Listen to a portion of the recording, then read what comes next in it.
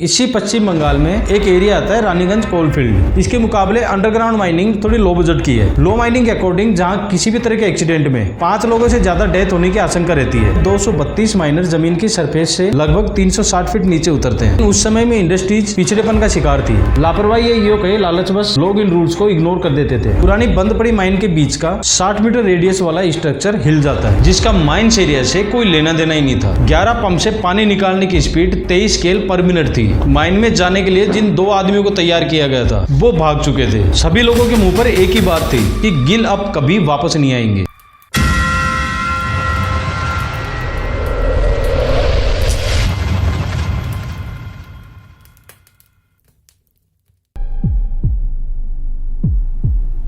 आज हम बात करेंगे भारत के एक ऐसे अनसंग हीरो की जिसे पूरी दुनिया तो जानती है पर शायद आप नहीं। ये कहानी शुरू होती है 22 नवंबर 1937 से पंजाब के अमृतसर से 45 किलोमीटर दूर गांव सठियाला। यहाँ के रहने वाले जसवंत सिंह गिल, जो कि पोस्टल डिपार्टमेंट में सीनियर क्लर्क की पोस्ट पर काम करते थे, जिनकी पत्नी का नाम था प्रीतम कौर। 22 नवंबर 1939 को इनके यहाँ चौथी संतान जन्म लेती है, जिसका नाम रखा जाता है जसविंदर सिंह गिल।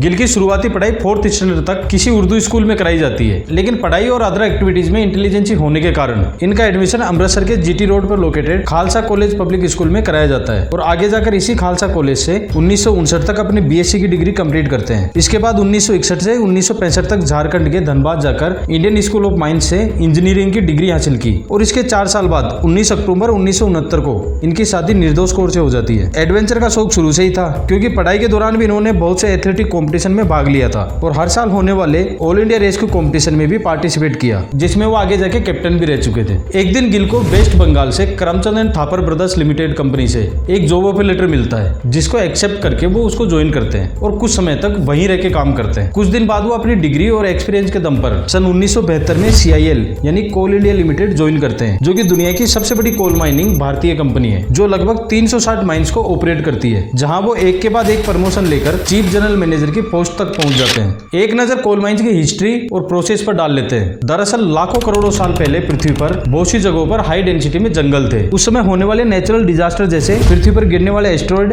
भूकंप, बाढ़ और ज्वालामुखियों के कारण होने वाली उथल पुथल में ये जंगल जमीन के अंदर दब गए। ऊपर से मिट्टी कीचड़ का वजन और अंडरग्राउंड से मिलने वाले टेम्परेचर की वजह से दबे हुए जंगली पेड़ों ने कोयले की लेयर का रूप ले लिया। भारत में सबसे पहले कोयले की खोज सन 1774 में ईस्ट इंडिया कंपनी के जॉन सुमनेर और सोवियत यूनियन इटली ने वेस्ट बंगाल के रानीगंज में की थी, जिसका लाइसेंस वारेन हेस्टिंग्स द्वारा दिया गया था। भारत में कोल माइनिंग की सबसे पहली शुरुआत भी वेस्ट बंगाल में इसी दामोदर नदी के तट पर बसे रानीगंज से हुई थी, जिसको ईस्ट इंडिया कंपनी ने शुरू किया था। उस समय कोयले की ज्यादा डिमांड नहीं थी, पर 1853 में भाप से चलने वाली ट्रेन आई तो कोयले को थोड़ी इंपोर्टेंसी मिली और जब फर्स्ट वर्ल्ड वॉर हुआ तो और भी ज्यादा डिमांड इंक्रीज हुई। भारत में आजादी के बाद इंडस्ट्रीज में बढ़ोतरी हुई तो डिमांड और भी ज्यादा बढ़ती गई। समय के साथ साथ इंडस्ट्रीज बिजली पर निर्भर होती गई और तब से लेके अब तक इंडस्ट्रीज बिजली पर ही डिपेंड है, क्योंकि आज भी भारत में 64% बिजली कोयले से प्रोड्यूस की जाती है। प्रेजेंट में भारत कोल माइनिंग में चाइना के बाद दूसरे नंबर पर आता है। यहाँ हर साल लगभग 750 मिलियन टन कोयला प्रोड्यूस किया जाता है। भारत में कोयला प्रोडक्शन में सबसे पहले नंबर पर है छत्तीसगढ़, यहाँ से 158 मिलियन टन कोयला प्रोड्यूस होता है। दूसरे पर आता है उड़ीसा, जहाँ से 154 मिलियन टन, फिर MP से 132, झारखंड से 119, तेलंगाना से 52, महाराष्ट्र से 47 और 7वें नंबर पर आता है पश्चिम बंगाल। यहाँ से हर साल लगभग 35 मिलियन टन कोयला प्रोड्यूस होता है। भारत में पश्चिम बंगाल बिहार के बाद दूसरा सबसे ज्यादा पॉपुलेशन डेंसिटी वाला स्टेट है। इसी पश्चिम बंगाल में एक एरिया आता है रानीगंज कोलफील्ड, जो कि लगभग 443 वर्ग किलोमीटर में फैला हुआ है। यहाँ से लगभग हर साल 30 लाख टन कोयला प्रोड्यूस किया जाता है। यहाँ पर कुल 98 कोल माइंस है, जिनमें 21 माइंस खुले गड्ढों के रूप में है, जिनको ओपन कास्ट माइनिंग बोला जाता है, और 71 माइंस अंडरग्राउंड है। ओपन कास्ट माइनिंग में सरफेस से मिट्टी की लेयर को हटाया जाता है, फिर जहाँ तक कोयला आता है उसको निकाला जाता है, और फिर जैसे ही कोयले की लेयर खत्म होकर मिट्टी की लेयर आ जाती है, उसको हटाकर फिर से कोयला निकाला जाता है। इस तरह करके एक के बाद एक लेयर को हटाकर खुदाई का काम चलता है। इसके मुकाबले अंडरग्राउंड माइनिंग थोड़ी लो बजट की है, क्योंकि इसमें मिट्टी की लेयर को बिना हटाए जमीन के अंदर कई किलोमीटर लंबी सुरंग बनाई जाती है। अंदर ही अंदर जहाँ जहाँ कोयला नजर आता है वहाँ से ब्लास्ट करके खुदाई की जाती है। इस तरह से कई सौ मीटर अंडरग्राउंड खुदाई की जाती है। माइनिंग के काम की भव्यता का अंदाजा आप इसी बात से लगा सकते हैं कि कोयला ढुलाई के काम में लगने वाले ट्रकों की लोडिंग कैपेसिटी लगभग 250 टन होती है। पूरे सेफ्टी फीचर से लेस इस ट्रक के एक टायर की कीमत होती है लगभग 22 लाख। इसके अलावा क्रेन और अदर मशीनरी की कीमत करोड़ों में होती है। लो माइनिंग के अकॉर्डिंग जहां किसी भी तरह के एक्सीडेंट में 5 लोगों से ज्यादा डेथ होने की आशंका रहती है, उसको डिजास्टर एरिया की कैटेगरी में रखा जाता है और ऐसी जगहों पर डिजास्टर मैनेजमेंट के अकॉर्डिंग सेफ्टी रूल्स को फॉलो किया जाता है। लेकिन उस समय में इंडस्ट्रीज पिछड़ेपन का शिकार थी। कोल माइनिंग का काम बिल्कुल ही रैंडम तरीके से हुआ करता था, या यूं कहें बेतरतीब तरीके से। उस समय माइंस की दीवारों या छतों को सहारा देने के लिए किसी भी तरह के खंभों का यूज नहीं किया जाता था। किसी भी माइन के ढहने का खतरा मंडराता रहता था, इसीलिए वहां काम करने वाले माइनर की लाइफ पर 24 घंटे जान जाने का जोखिम बना रहता था। रूल्स के मुताबिक जो भी माइन बंद हो चुकी थी, उस माइन से 30 मीटर रेडियस में खुदाई करने की परमिशन नहीं थी। लापरवाही ये कहे लालचवश लोग इन रूल्स को इग्नोर कर देते थे। ऐसे में पूरे वर्ल्ड में माइनिंग करते हुए हजारों लोग दर्दनाक तरीके से अपनी जान गंवा चुके थे। दुर्भाग्य से उसी दौरान ये एरिया बाढ़ का सामना कर रहा था। सभी पुरानी बंद पड़ी माइंस में पानी भर चुका था। माइनिंग का काम 8-8 घंटे की 3 शिफ्ट में 24 घंटे चलता था। 12 नवंबर 1989 को ईस्टर्न कोलफील्ड लिमिटेड, जो कोल इंडिया लिमिटेड की सब्सिडरी कंपनी थी, उसकी महावीर कोलरी माइन में नाइट शिफ्ट में 232 माइनर जमीन की सरफेस से लगभग 360 फीट नीचे उतरते हैं। कोयले की दीवार तोड़ने के लिए सिक्वेंशली एक के बाद एक एक्सप्लोजन करते हैं। लगभग सुबह के 4:30 बजे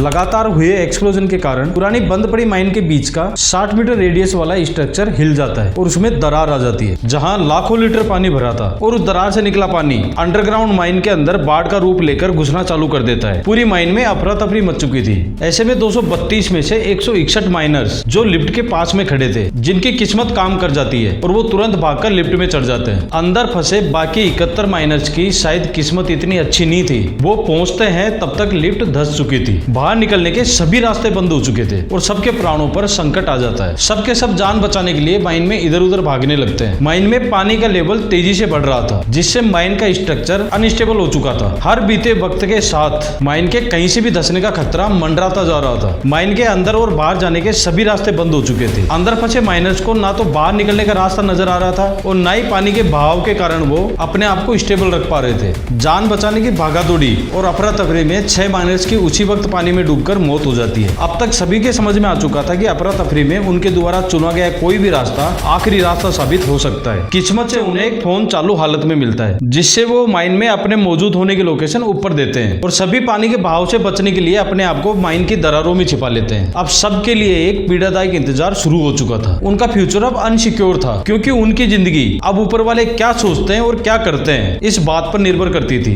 माइन में 34 फीट तक पानी भर चुका था। इधर ऊपर रेस्क्यू टीम के लिए सभी भागदौड़ समय के विरुद्ध और हताशा भरी थी, क्योंकि उनके द्वारा किए जा रहे traditional rescue operation useless prove होते जा रहे थे। 13 नवंबर की सुबह हो चुकी थी। इस होपलेस सिचुएशन में सभी को अब रेस्क्यू ऑपरेशन करना बेकार लग रहा था। देखिए, जब भी अचानक से कोई ऐसा क्राइसिस आता है जिसके बारे में आपने कभी सोचा भी नहीं था, ऐसी सिचुएशन में चारों तरफ सिर्फ अंधेरा होता है। ये ठीक वैसे ही है जैसे अचानक से सभी के सामने लाइट चले जाने पर पूरा अंधेरा छा जाता है। ऐसे में हाथ में एक दीपक लिए आशा की किरण बनकर एक शख्स की एंट्री होती है, जिसका माइंस एरिया से कोई लेना देना ही नहीं था और उनका नाम था जसविंदर सिंह गिल। दरअसल जसविंदर सिंह गिल उस कंपनी के जीएम की पोस्ट पर थे। उनका ऑफिस रानीगंज में जीटी रोड पर पड़ता था। 13 नवंबर की सुबह जसविंदर सिंह गिल अपने ऑफिस के लिए निकलते हैं, लेकिन उस दिन गुरु नानक जयंती होने के कारण वो पहले गुरुद्वारा और फिर सीधा ऑफिस जाने का प्लान बनाते हैं और तभी रास्ते में जाते हुए उनको ट्रैफिक जाम मिलता है, जहां उन्हें एक रेस्क्यू वैन जाम में फंसी हुई मिलती है। वैन के ड्राइवर से पूछने पर पता चलता है कि महावीर कोलियरी माइन में पानी भर चुका है और माइनर्स अंदर फंसे रह गए। कंपनी के हाई रैंक के ऑफिसर होने के नाते वहां जाने का मन बनाते हैं। गिल किसी तरह से वैन को जाम से निकलवाकर उसके साथ ही घटना वाली जगह पर पहुंचते हैं। वहां पहुंचकर गिल बिना किसी हिचकिचाहट के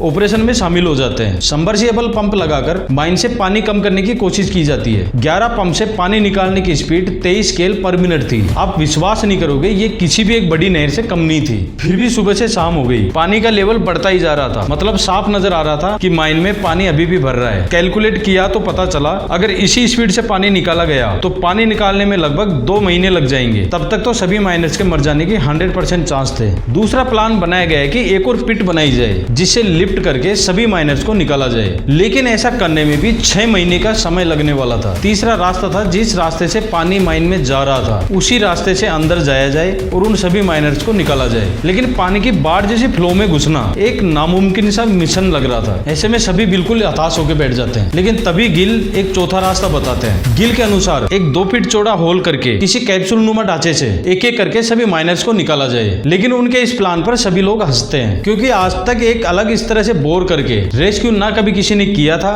और ना कभी किसी ने देखा था। नीचे माइन में हर बीतते टाइम के साथ माइनर्स को लग रहा था कि अब उन्हें बचाने के लिए कोई भी नहीं आएगा। इस क्राइसिस को देखने के लिए लगभग 20,000 लोगों की भीड़ इकट्ठा हो चुकी थी। सरकार के इस सुस्त रवैये के कारण तनाव बढ़ चुका था। दंगे जैसे हालात बन जाते हैं। रानीगंज इस वक्त बारूद के ढेर पर खड़ा था, एक छोटी सी चिंगारी और राख ही राख। आखिर में डिसाइड किया जाता है कि चारों ऑपरेशंस को एक साथ चालू रखा जाएगा। गिल अपने पूरे ऑपरेशन की जिम्मेदारी लेकर काम पर लग जाते हैं और एक पूरी रणनीतिक योजना तैयार करते हैं। लेकिन गिल के सामने समस्या आती है कि होल करने के लिए 10 इंच से बड़ी कोई बिट नहीं थी। अब अगर एक होल से सटा के दूसरा होल किया जाता है तो वाइब्रेशन से दोनों होल के धंसने का डर था। तभी एक तरकीब लगाई जाती है। एक 10 इंच के बिट के चारों तरफ छोटी साइज की बिट्स को वेल्डिंग करके 22 इंच चौड़ा होल करना चालू करते हैं। दूसरी तरफ गिल एक लोहे के कैप्सूल का डिजाइन बनाकर उसे तैयार करवाने में लग जाते हैं। कैप्सूल का साइज छोटे से छोटा रखने की कोशिश की जाती है ताकि बोर के अंदर आसानी से अंदर और बाहर आ जा सके। कैप्सूल के गेट का साइज इतना छोटा था कि इसमें घुसने के लिए पहले अपना सर नीचे डालकर ऊपर करना पड़ता था और उसके बाद अपने पैर अंदर डाला जा सकता था। खैर 16 नवंबर को दोपहर 2 बजे तक सब तैयारी हो चुकी थी। लेकिन कैप्सूल में बैठकर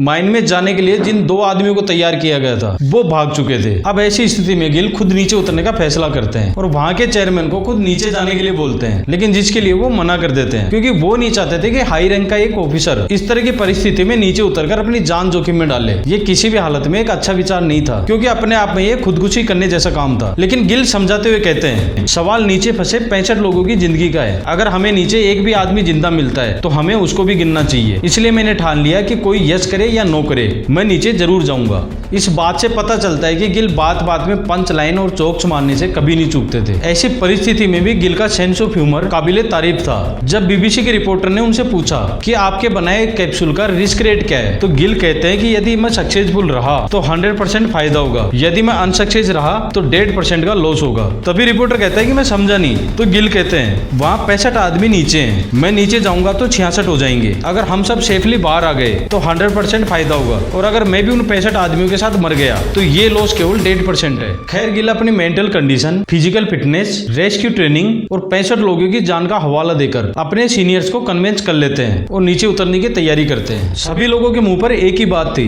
कि गिल अब कभी वापस नहीं आएंगे। लेकिन गिल की हिम्मत देखकर नारों के साथ जय जयकार होने लगती है। कैप्सूल के छोटे साइज के कारण गिल अपने साथ ज्यादा सामान लेके नहीं जा सकते थे, इसलिए अपने साथ 2 चीज लेके जाता है, एक तो टॉर्च और एक हथौड़ी। हथौड़ी इसलिए कि कैप्सूल को बजाकर ऊपर तक सिग्नल पहुंचा सके, जिसको एक बार बजाने का मतलब था कि रोक दो, 2 बार बजाने का मतलब था नीचे जाने दो और 3 बार बजाने का मतलब था ऊपर जाने दो। नीचे उतरने के दौरान एक सबसे बड़ी समस्या आती है। कैप्सूल को उतारने के लिए जिस स्टील रोप का यूज हुआ था वो एकदम बिल्कुल नई थी, जिस वजह से उसमें बहुत ज्यादा टॉर्क था। कैप्सूल करीब 10 फीट नीचे जाते ही घूमने लगा। जैसे एक तरफ घूमना बंद हुआ तो दूसरी तरफ का टॉर्क बढ़ गया और वो दूसरी तरफ घूमने लगा। गिल ने एक इंटरव्यू में बताया कि एक तो इतनी बड़ी ट्रेजेडी में डरावना माहौल और रात के 2 बजे उसमें एक सुरंग, उसमें अंधेरा, उसमें एक पाइप का बना कैप्सूल जो फुल स्पीड से कभी इधर तो कभी उधर घूम रहा और उसके अंदर मैं। ऐसी ट्रेनिंग मैंने जीवन में कभी नहीं ली थी। मन में विचार आया कि आज मैंने जिंदगी का सबसे बड़ा और आखिरी रिस्क ले लिया है। मैंने वहीं से ऊपर आने का फैसला किया। लेकिन जैसे कैप्सूल को बचाने के लिए हथौड़ी उठाई, नीचे फंसे 65 लोगों का ख्याल आया तो अपने आप को हिम्मत बंधाकर आंख बंद करके डटा रहा। इसके अलावा भी गिल के सामने कई चैलेंज मुंह खोले खड़े थे। नंबर 1, जो होल कैप्सूल के नीचे जाने के लिए किया गया था वो कच्चा था। पानी के कारण होल ज्यादा से ज्यादा 30 या 32 घंटे के लिए स्टेबल रह सकता था। उसके बाद धंसने के पूरे चांस थे। इस दौरान जितने भी बंदे निकल गए वो निकल गए और जो रह गया वो रह गया। नंबर 2, माइन में जितना पानी सबमर्सिबल पंप के थ्रू निकाला जा रहा था उससे ज्यादा पानी लगातार भर रहा था। ऐसे में या तो ऑक्सीजन की कमी से या फिर डूब के मर जाने के चांस बढ़ रहे थे। नंबर 3, पास में ही रेलवे ट्रैक था जहाँ से कोई भी ट्रेन निकलती तो वाइब्रेशन होता और वाइब्रेशन से माइन के धंसने का डर था। नंबर 4, अगर किसी कारण से लाइट कट गई तो सबमर्सिबल पंप बंद हो जाएंगे जिससे सभी के जल समाधि बन जाने का डर था। और ऊपर से 65 बंदों में से सबसे पहले कौन निकलेगा और सबसे बाद में कौन निकलेगा ये भी अपने आप में एक सबसे बड़ी परेशानी थी। खैर कैप्सूल नीचे उतरता है, गिल कैप्सूल से बाहर आते हैं। गिल को उनमें से कोई नहीं पहचानता था। ना ही गिल ने बताया कि वो इस कंपनी के जीएम है ताकि उनके सामने कोई भी नर्वस फील ना करे। सभी में एक दूसरे से पहले निकलने की होड़ में भगदड़ मच जाती है। गिल बड़ी सूझबूझ से प्लानिंग करके सभी को 5 ग्रुप में बांट देते हैं। सबसे पहले जिसको चोट लगी है या जो बीमार है उनको सबसे पहले निकाला जाएगा। उसके बाद जो पोस्ट में सबसे नीचे यानी कि एक हेल्पर है उसको निकाला जाएगा। उसके बाद स्किल्ड वर्कर को, उसके बाद सुपरवाइजर स्टाफ, उसके बाद सीनियर सुपरवाइजर स्टाफ और सबसे आखिर में मैं। ये सुनकर सबकी हिम्मत बढ़ चुकी थी कि एक बंदा है जो लास्ट तक हमारे साथ रहेगा। एक एक करके माइनर्स को बाहर निकालने का प्रोसेस शुरू होता है। ड्रिलिंग के कारण जो मिट्टी नीचे गिरी थी उसकी वजह से वहां दलदल बन चुका था। गिल कमर तक दलदल में फंस चुके थे। कैप्सूल के ऊपर नीचे आने जाने से होल से कंकड़ पत्थर गिल के ऊपर गिर रहे थे। पगड़ी से सर तो बच रहा था लेकिन पूरा शरीर लहूलुहान हो चुका था। लेकिन वहां खड़े रहना मजबूरी थी क्योंकि जैसे जैसे कैप्सूल नीचे आता उसके नीचे गिरने से पहले उसको पकड़कर गेट अपनी तरफ घुमाना पड़ता था ताकि उसमें आसानी से बैठ सके। ऐसे डरावने माहौल में हालत गिल की भी कम खराब नहीं थी, लेकिन उनको पता था कि अगर उनके चेहरे पर जरा सा भी डर का भाव दिखा इन 65 लोगों को संभालना मुश्किल हो जाएगा। कैप्सूल रोप को एक हैंड मशीन से खींचा जा रहा था, लेकिन उसमें हर एक राउंड में 20 मिनट का टाइम लग रहा था। ऐसी हालत में सभी के लिए एक एक मिनट निकालना मुश्किल होता जा रहा था, लेकिन जैसे ही 8-10 लोगों को निकालने का काम ठीक ठाक चल निकला, उसके बाद एक मैकेनिकल मशीन जो कि एक 12 टन की क्रेन थी उसको यूज किया जाता है, जिसमें पर राउंड टाइम घटकर सिर्फ 6 मिनट का रह गया। अब जैसे जैसे नीचे माइन में आदमी कम होते जा रहे थे, वैसे वैसे माइन में खतरा बढ़ता जा रहा था। इसीलिए ऊपर जाने की सभी को जल्दी थी, लेकिन गिल पर डर से ज्यादा सेटिस्फेक्शन हावी था, क्योंकि समस्या बड़ी और आइडिया छोटा था पर काम कर रहा था। और आखिरकार 6 घंटे तक लगातार चले इस ऑपरेशन में 16 नवंबर 1989 को सुबह 8:35 पर उस माइन से आखिरी बंदा निकाला जाता है, जिसका नाम था जसविंदर सिंह गिल, जो अपनी मौत पर एक्सपेरिमेंट करके आए थे। माहौल में एकदम से 180 डिग्री का चेंज आ जाता है। उनकी इस असाधारण ब्रेवरी ने उनको राष्ट्र नायक का दर्जा दिलवा दिया था। इस सम्मान के हकदार तो वो 65 लोग भी थे, जो धन से तो गरीब थे पर अपने आप को इतने दिन तक जिंदा रखने की संकल्प शक्ति से भरे थे। बताते उनमें से एक माइनर तो लिफ्ट तक पहुंचने के लिए लगातार 36 घंटे तक अंधेरे में तैरता रहा। पूरे 20,000 लोगों की भीड़ का गुस्सा अचानक नारों और फूल मालाओं में बदल जाता है। उस समय का माहौल किसी फिल्मी सीन से कम नहीं था, क्योंकि गिल की सूझबूझ और हिम्मत ने आज 65 घरों को बर्बाद होने से बचा लिया था। इस तरह से गिल उन 65 आदमियों को जीवन जीने का एक और मौका देकर एक हिस्ट्री बना देते हैं। इसके लिए उनका नाम वर्ल्ड बुक ऑफ रिकॉर्ड्स और लिम्का बुक ऑफ रिकॉर्ड्स में दर्ज हुआ। गिल की ये उपलब्धि पूरे देश के लिए गर्व की बात थी। सन 1993 में उनकी इस इनकम्पेरेबल ब्रेवरी, क्विक डिसीजन और सेल्फलेस हीरोइज्म के सम्मान में राष्ट्रपति रामास्वामी वेंकटरमन ने highest bravery award of the country से सम्मानित किया। आज तक की हिस्ट्री में जसवंत सिंह गिल एकमात्र ऐसे आदमी है जिनको यह अवार्ड जीते जी मिला। इसके बाद गवर्नमेंट ऑफ इंडिया द्वारा लाइफ टाइम अचीवमेंट अवार्ड दिया गया। अखिल भारतीय मानव अधिकार से legend of the Bengal award, ISMA में दिल्ली और टाटा ग्रुप से लाइफ टाइम अचीवमेंट अवार्ड मिलते हैं। गिल के नाम पर कई जगहों पर चौराहे और गार्डन बनाए जाते हैं, और भी कई स्टेट्स और संस्थाओं से इतने अवार्ड मिलते हैं कि शायद ही आज तक किसी को इतने अवार्ड मिले होंगे, जिनका जिक्र यहाँ करना संभव नहीं। आज भी कोल इंडिया लिमिटेड गिल की इस बहादुर के सम्मान में हर 16 नवंबर को सेफ्टी डे मनाता है। वो खुद तो कैप्सूल गिल के नाम से पूरे वर्ल्ड में फेमस हुए ही, साथ ही साथ उनका कैप्सूल भी फेमस हुआ। इनके द्वारा बनाए गए कैप्सूल मेथड को रेस्क्यू ऑपरेशन के लिए कई देशों ने काम में लिया। 5 अक्टूबर 2010 को चिली में कॉपर और सोने की माइन धंस जाती है, जिसमें 33 लोग अंदर ही फंसकर रह गए। वहाँ की गवर्नमेंट द्वारा रेस्क्यू टेंडर नासा को दिया गया। नासा ने भी यही कैप्सूल डिजाइन यूज किया। फिर भी नासा ने 33 लोगों को निकालने में 3 महीने लगा दिए, जबकि गिल ने 3 दिन में 65 लोगों को बाहर निकाला था। एजुकेशन के प्रति इतना लगाव था कि 80 साल की उम्र में भी खालसा कॉलेज से LLB सेकेंड ईयर की पढ़ाई कर रहे थे, और आखिर में अपना 80वां जन्मदिन मनाकर 26 नवंबर 2019 को दिल की धड़कन रुक जाने के कारण वो ये संसार छोड़कर चले जाते हैं। और छोड़कर चले जाते हैं आने वाली पीढ़ी के लिए एक सीख कि सीढ़ियों की जरूरत उन्हें होती है जिन्हें छत तक जाना हो, जिनकी मंजिल आसमां हो, वो अपना रास्ता खुद बना लेते हैं।